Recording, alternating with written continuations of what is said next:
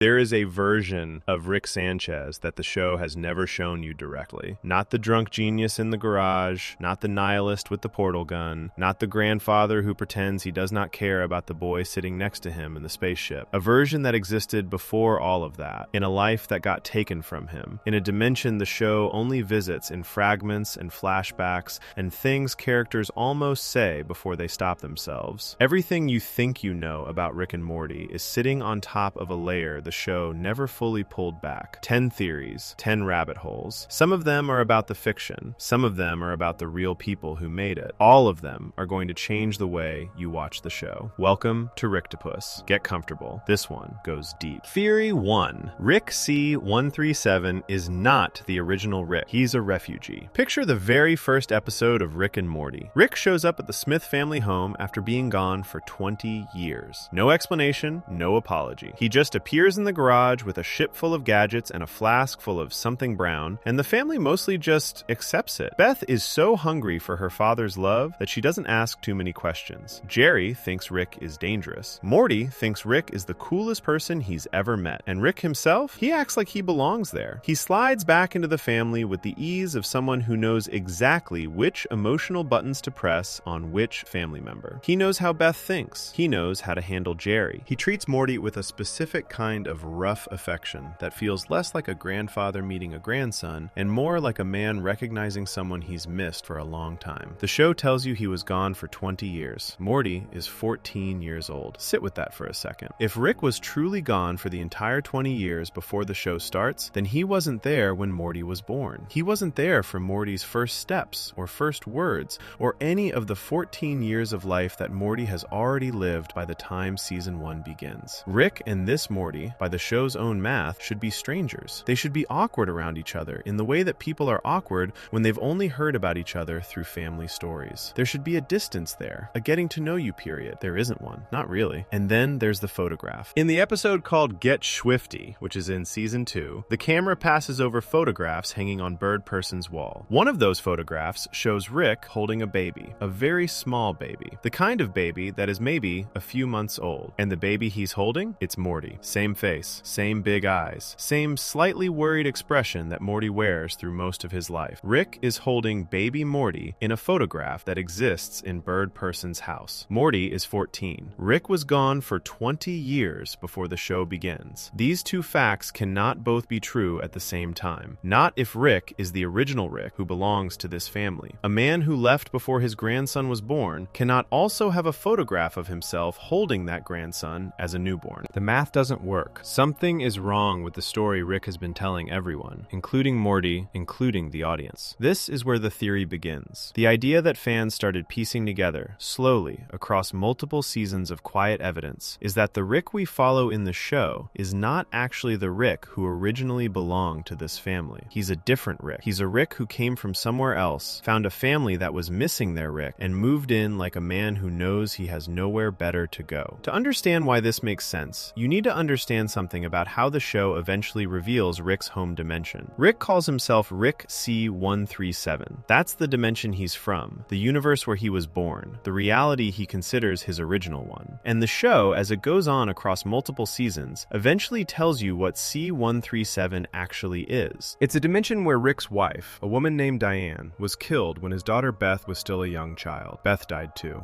In Rick's true home dimension, the people he loved most were taken from him when Beth was small, which means that in dimension C-137, there was never a grown-up Beth who married Jerry and had Summer and Morty. Those people don't exist in C-137. They couldn't. Beth didn't live long enough to become a mother. So Morty, specifically, cannot exist in C-137. A version of Morty was never born there, which means the Rick who calls himself Rick C-137 cannot have genuine memories of holding baby Morty. Not his baby Morty. Not a Morty from his actual home reality. Unless the Morty in that photograph is from somewhere else entirely. Here is what the fan community started to believe, based on everything the show leaves lying around if you look carefully enough. Rick C-137 did not originally come back to the Smith family home after 20 years away. Instead, he wandered into a universe that was missing its Rick, a dimension where the original Rick had either died or disappeared, and he filled the empty space. He brought with him memories of a different Morty, from a different life, in a different reality that he had to leave behind. The photograph on Bird Person's wall isn't a continuity mistake. It's evidence. It's proof that Rick once had a different life with a different Morty, a Morty he was actually present for, a Morty he held as a baby and watched grow up. Something happened to that life. Something happened to that Morty. And the Rick who shows up in the Smith family garage in episode 1 is carrying all of that grief with him, buried under 20 years of made-up absence and an attitude designed to make sure nobody ever looks too closely. Look at how Rick behaves in the early seasons. He drinks constantly. He takes risks that make no logical sense even by his own genius-level standards. He picks fights with galactic governments and interdimensional bureaucracies and creatures that could genuinely kill him, and he does it all with the energy of a man who doesn't actually believe he deserves to survive. The show presents this as nihilism, as Rick just being Rick, as the behavior of someone who is so smart that consequences feel boring to him. But there's another way to read it. A man who has already lost everything that mattered to him, and who moved into a borrowed life with a borrowed family, might take those kinds of risks specifically because the borrowed life never quite feels real enough to protect. There's also something quieter and sadder in those early photographs. In the pictures of Rick that Bird Person has on his walls, the ones from whatever life Rick lived before the show begins, Rick looks different. He isn't the gray-haired, always slightly hunched, drool at the corner of his mouth Rick that the audience knows. He's cleaner, better groomed. He doesn't have the permanent scowl that defines his face in the present day. He looks like a man who hadn't yet decided that the universe deserved his worst opinion of it. The alcoholism, the cynicism, the insistence that nothing matters and caring about things is for weaker people. Those aren't personality traits. They're responses. They're the things that happened to Rick after whatever he lost. Before the loss, there was a different version of him. A Rick who could take a normal photograph with a baby grandson and look like he was somewhere he was happy to be. The show eventually confirms enough of this to make the fan theory feel less like speculation and more like something the writers were building toward from very early on. Rick C-137, the Rick we follow, did end up back in his actual original dimension at one point, and what he found there was a reality he had locked into a permanent loop, replaying the same terrible day over and over, trapping everyone in it for decades. He couldn't fix what happened. He couldn't undo it, so he sealed it like a wound he never wanted to look at, and he went to live somewhere else, somewhere that had a Morty. The Morty in this family, the one we watch grow and argue and occasionally save the universe across 7 seasons, is not Rick's original grandson. He knows this. He has never said it out loud, and maybe the most heartbreaking thing the show does quietly, without ever announcing it, is show a man who lost a Morty he actually raised from birth, who then found a different Morty in a borrowed dimension, and who fell into loving him anyway, despite every attempt not to. The nihilism is the armor. The borrowed family is what's underneath it. Rick is not who he says he is. He never was. He's a refugee from a life that ended, pretending to be a man who just went on a long trip, and the Morty sleeping upstairs has no idea. __quote_0___. What makes this theory genuinely unsettling isn't just what it says about Rick, it's what it says about Morty. Because if Rick's memories and that photograph point to a previous Morty, a real, original Morty who grew up alongside Rick in a different dimension, then the question that follows is, what happened to that Morty? Where did he go? Did he simply get left behind when Rick moved on to a new reality? And more importantly, does that abandoned Morty have a name the show has already given him? That's Theory 2. Theory 2. Evil Morty is Rick's original Morty, and he wants blood. There is a character in Rick and Morty who wears an eye patch and never raises his voice. He appears for the first time near the end of season 1 in an episode called Close Rick Counters of the Rick Kind. For most of that episode, the audience doesn't know he exists. The story seems to be about a different villain entirely, a Rick who has been kidnapping and torturing other Mortys, wiring their minds together to use as a kind of weapon. It's a dark episode, even by Rick and Morty standards. And then, at the very end, in a quiet scene that lasts maybe 30 seconds, the real picture comes into focus. The villain Rick was never making his own choices. Someone else was controlling him. The camera finds a Morty sitting alone, calm as still water, pulling a small device out from behind his own eye. He crushed it in his hand. He walked away into a crowd of other Mortys, completely invisible, completely safe, completely in control of everything that just happened. That Morty has one eye covered. That Morty does not look afraid of anything. That is evil Morty. And from that 30-second scene forward, he becomes the most interesting and most carefully constructed mystery the show has ever put on screen. Most people who watched that scene the first time probably assumed evil Morty was just a fun twist, a surprise villain for a single episode, something the show would either follow up on later or let drift away the way animated shows sometimes do with one-off ideas. But Rick and Morty did not let it drift. Evil Morty came back in season 3 in an episode called The Ricklantis Mix-Up, And what he does in that episode is patient and deliberate and genuinely shocking. He runs for president of the Citadel of Ricks, the massive floating station where thousands of Ricks and their Mortys live in a strange version of society together. He gives speeches, he shakes hands, he smiles at the right moments. And then, once he wins, he has every Rick who opposed him executed, and he stares out at the universe with an expression that has no warmth in it at all. He came back in season 5 as well. He had a plan that he had apparently been building for years, possibly his entire life, and that plan involved destroying the system that all the Ricks had built to keep themselves at the center of every reality they could reach. He punched a hole through it. He walked out the other side, alone, into a part of the universe no Rick had ever been able to touch. And before he left, he played a specific song, a quiet and mournful piece of music that the show had used exactly once before, in the episode from season 1 where he first appeared. The show does not explain who Evil Morty is. It does not give him a backstory speech. It does not tell you where he came from, or why he is the way he is, or what Rick specifically did to him to make him this angry. It just keeps placing the evidence, piece by piece, and letting the audience try to assemble it. And the fans assembled it. The theory goes like this. Rick C-137, the Rick the show follows, is not originally from the dimension where the Smith family lives. Theory 1 covered that ground. He's a Rick who came from somewhere else after losing his original family, and he moved into a reality that was missing its Rick. But before all of that, back when Rick C-137 was still living in his original dimension, and his wife and daughter were still alive, he had a Morty. A real Morty. A grandson he was actually present for, which makes him almost unique among all the Ricks across every dimension, because most versions of Rick abandoned their families and weren't around for their grandchildren at all. This Rick stayed. And because he stayed, something happened to his Morty that doesn't happen to other Mortys. He got smart. The show establishes early on that Morty's brain produces a specific kind of mental static that masks Rick's genius-level brainwaves from detection. The reason this works is because Morty is not particularly smart. His brain is average in a way that is almost mathematically perfect for balancing out Rick's extraordinary intelligence. The two of them together read as unremarkable to anything scanning for genius-level minds. This is part of why Ricks travel with Mortys. The Morty's average mind makes the Rick functionally invisible to enemies. But what happens to a Morty who spends his entire childhood and teenage years with the smartest person in any given universe? What happens to a Morty who is present not just for adventures, but for the actual thinking, who watches Rick solve impossible problems not as a passenger, but as a student, who absorbs, year after year, the methods and patterns of a man who can outthink any obstacle in existence? He stops being average. A Morty raised from birth by Rick C-137, a Rick who actually stuck around instead of disappearing for 2 decades, would not be the kind of Morty who trips over his own feet and stammers when he's scared. He would be something else. Something the system of Ricks and Mortys was never designed to account for. A Morty who understood Rick's tricks well enough to use them. A Morty who was no longer useful as camouflage because his brain had moved too far from the average baseline that made the whole system work. And a Morty like that, the fans started to realize, would eventually become a problem for Rick. Not because he was evil, but because he was too much like Rick for Rick to feel comfortable keeping him around. The theory suggests that at some point, Rick C-137 made a decision about this Morty. Maybe he left him behind when he moved to a new dimension. Maybe something happened during one of their adventures that Rick used as an excuse to cut ties. Maybe Rick, who has spent his entire life since losing his wife and daughter refusing to let anyone get close enough to hurt him again, looked at a Morty who was becoming genuinely capable and felt something he recognized as dangerous. Rick doesn't like things he can't control. He especially doesn't like things he cares about that he can't control. A Morty who was growing into his own intelligence, who was becoming someone Rick would have to take seriously rather than drag through the universe as a shield and a companion, might have been exactly the kind of threat that Rick's self-protective instincts couldn't tolerate. So Rick left, and the Morty he left behind had a very long time to think about that. Look at everything the show tells you about Evil Morty, and ask yourself whether it fits a Morty who was simply born bad, or whether it fits a Morty who was taught by the best and then thrown away. He is the only Morty in the entire show who is genuinely intelligent in a Rick-like way. Every other Morty, including the one the audience follows, has moments of cleverness and courage, but remains fundamentally reactive. Things happen to him, he responds. Evil Morty does not respond to things. He arranges things. He builds plans that take years to execute. He works multiple levels above everyone around him and never once seems surprised by how events unfold, because he already accounted for all of it. That is not the behavior of someone who grew up confused and sheltered and average. That is the behavior of someone who learned from the best teacher in the universe, and then had years of isolation to refine everything he learned into something sharper and colder. He also has a very specific target. He is not angry at all Ricks equally, though he uses all of them as pieces in his plan. His original vendetta, the thing that set everything in motion back in Season 1, was specifically aimed at Rick C-137. The serial killer Rick in that episode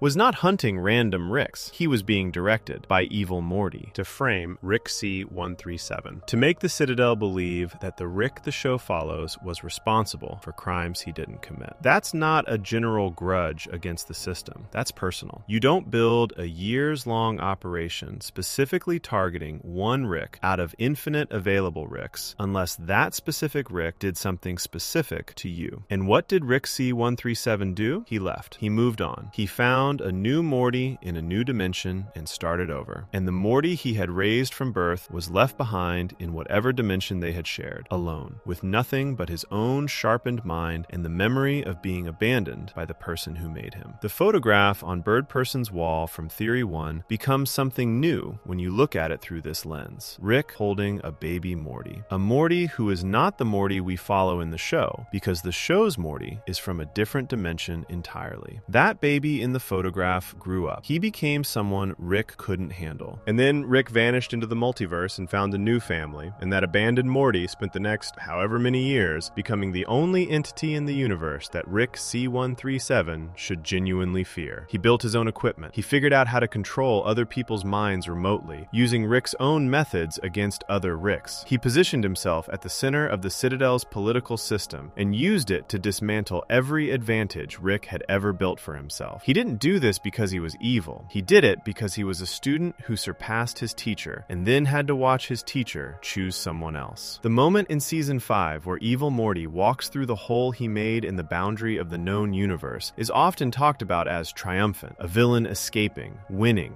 getting what he wanted. But watch his face when he does it. There's no celebration. There's no satisfaction. He looks like a person who just finished something exhausting and necessary and deeply painful, and who has no particular idea what comes next. He got out. He got away from the system Rick built. He destroyed the structure that kept Rick at the center of everything. But Rick wasn't there to see it. Rick C-137 was somewhere else. And evil Morty walked into the unknown universe entirely alone. That's not a victory face. That's a grief face wearing a victory expression. The show never confirms any of this. It gives you enough evidence to build the theory, and then it refuses to close it, which is either brilliant or frustrating, depending on how much you trust the writers to know what they're doing. What is confirmed is that evil Morty is connected specifically to Rick C-137 in a way that goes beyond random villainy. What is confirmed is that he is smarter than any Morty should be able to be. What is confirmed is that he had a plan from the very beginning, a plan that started in Season 1 and concluded in Season 5, which means he was playing a long game across what would have been years of his life. A boy who was raised by the smartest man in the universe, who was then left behind, who came back, not with anger on his face, but with patience. The worst part of the theory isn't that evil Morty might be Rick's original grandson. The worst part is that if he is, then Rick has no idea. The Rick we follow doesn't know who evil Morty is. He didn't recognize him in Season 1. He wasn't present for the events of the Ricklantis mix-up in Season 3. He was off on a different adventure entirely, while his abandoned Morty became the president of a city built in his honor. He watched evil Morty blow up the Citadel and escape into the open universe in Season 5, and still showed no sign of understanding who he was watching. Rick ran away from something he made, and the thing he made came back and quietly destroyed everything he'd built, and Rick still doesn't know why. __quote